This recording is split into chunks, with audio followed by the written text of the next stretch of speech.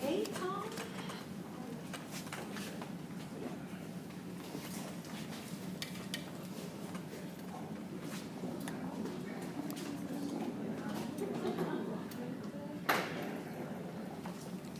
We're ready, Director.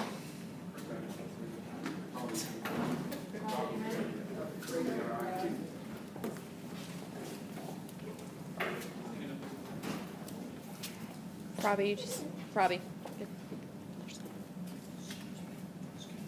Yes, sir. Thank you. Good morning. We're here today to talk about an arrest in the Bonnie Lynn Haim murder investigation. This incident occurred at 2349 Dolphin Avenue. On January 7th, 1993, we began an investigation into the disappearance of Bonnie Haim after a citizen found her purse in a dumpster on the north side and when she failed to show for work that morning.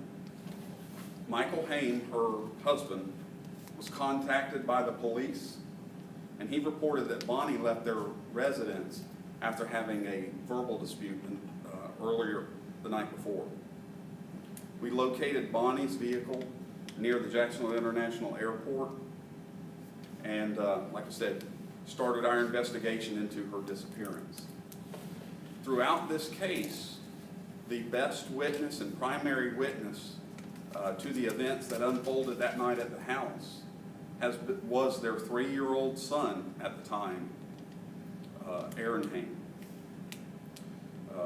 In April of 2005, Aaron Haim won a wrongful death lawsuit against the father, Michael Haim, and he won that $26.3 million lawsuit with the assistance of Denise Watson and Mike Lindell because they believed that Michael Haim did have some culpability in Bonnie Haim's death.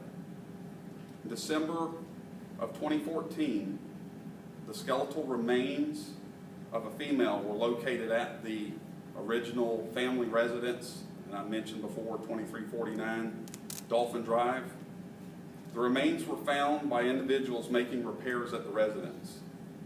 In August of 2015, the remains were positively identified as Bonnie Haim.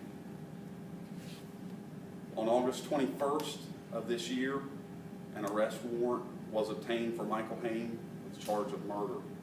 On August 24th, he was arrested in North Carolina with the assistance of our cold case unit and the U.S. Marshal Service. Today with me, I'm proud to be standing with Detective Robbie Henson, who is retired from the Jacksonville Sheriff's Office and worked this case over 20 years ago and has saw it through its conclusion now as an investigator with the State Attorney's Office. I'm also standing up here with State Attorney Angela Corey, who would also like to make some comments at this time. Thank you, Mike. Well, I just want to briefly thank everyone from the Jacksonville Sheriff's Office and our own investigator, Robbie Henson.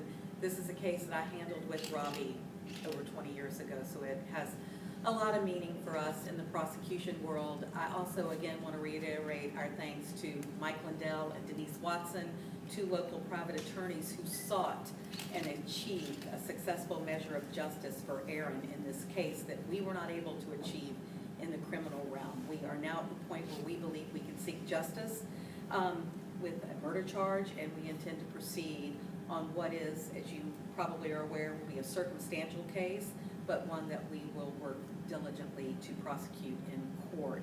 So I just can't thank our detectives. I think this shows that our cold case unit is just a vital part of what we do in law enforcement, and they will always have the support of the State Attorney's Office. Thank you. Thank you. This time I'll take any questions. Has Haim been officially charged with anything? He's been charged with murder, and we're working on the extradition back to Jacksonville. How exactly was he found? Where was he found? He's been residing in North Carolina with family, so he's up there. So it was pretty easy for you guys to find him? You kind of had an indication as to where he was? Yeah. How did you guys connect all the puzzles missing pieces to this puzzle? Well, through the investigative efforts, some of the statements, as State Attorney Corey mentioned, there's still some elements to put together, but ultimately we had the probable cause, and based on the information that we've, through 20 plus years and through Detective Henson's work, been able to build this case from that. What part of North Carolina? Waynesville, North Carolina. Any other questions? When do I you have a expect it question. back then? Shortly or in the next couple of days? Or? We're still waiting to hear. The state attorney, I mean, how difficult do you think it's going to be for a criminal case, considering that everything kind of seems, a lot of things seem circumstantial? Well, circumstantial cases are always difficult, but we have great laws in the state of Florida. The question is there any reasonable hypothesis of innocence? That's the legal question that we have to answer in court. So this case involves just hundreds of individual circumstances spanning over the last 20-something years that we will put together and put it in front of a jury to seek justice for Bonnie Haim and for her son, Aaron. How Ms. are you Corey, going to make give sure her- that justice is sought in this case? Well, remember, our job is to seek justice. We can never guarantee justice. We don't have a money-back guarantee on this. Our job is to try to prove the case beyond a reasonable doubt and to make sure that we have a good, solid case when we go in. Things change over time, and as we all know, not every case stays as solid as we believe it is, but it is our obligation, when we believe we can prove it beyond a reasonable doubt, to put it in front of a jury, and that's what we intend to do. Ms. Corey, could you speak to Yes. the passage of time, 20 years? That's a long time. Roger, I can't tell you what a long time it's been in this case, and I can't tell you the number of times after we ran out of leads, so to speak, back then, that Robbie would come put a reminder in my office not to ever forget this case, and neither one of us have ever forgotten it. And of course, everybody at the Jacksonville Sheriff's Office was familiar with it. We believe the public will remember this case. So to solve a case like this, a cold case, is always gratifying. Ms. Corey, when might this possibly hit the courts? Well, you know, the extradition proceedings would have to take place. Once we get him back here, of course, then we're going to take it to a grand jury. Trial So, within a year? you know, we tend to try to get these things to trial within a year, and you know how they go. But we will be prepared whenever it goes to trial. Jeffrey Moody is the assistant state attorney that I've assigned this case to. He has taken it on willingly, and I will hopefully be able to co-chair it with him. Mr. Henson, we could ask you just a quick question. You were involved as a homicide investigator initially and been following it ever since. Tell me about the satisfaction, gratification of seeing something happen. I'm very thankful to be able to be here and see this come to conclusion. Very nice family, very sweet family, good sisters, parents, and the son's just remarkable. Have you ever come across a case with so many twists and turns and so much time has passed? No, sir. Was it stressful or trying at times, being that it's been so long and, you know, during this whole entire time? Yes, sir. Explain that to me. Just the normal, any stress of any homicide.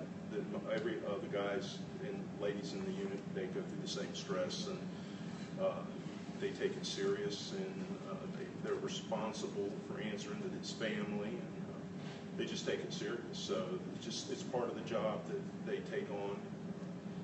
You know, we use every resource we could to try to bring it to conclusion. I've always been proud to be part of the sheriff's office, and just really thankful and grateful that the good Lord let me see this to its fruition. We often talk about this with any cold case in general, to where we're always looking for that one piece of the puzzle, that one clue that will bust the case wide open, and this is just a perfect example of that. When we were able to recover the remains, that was the piece of the puzzle that we really felt we were missing, and there are so many unsolved or cold cases that, you know, are in this same situation of we just need that one clue, that one tip, that one piece, and so, you know, here we were able to get it and to start that piece of closure. So, I mean, we'd like it for any other case that's out there that anybody else has information on. So it took so long from when the body was found until now putting everything together? Just the getting the information, the evidence process, getting the DNA information back and stuff. So we'd love to have it faster, but we definitely want to have it right. So. Just for clarification, he was a person of interest, Mr. Haim, initially, Yes. but now 20 years later. Right, so we have that evidence. Thank you. Thank you, Director. Thank you.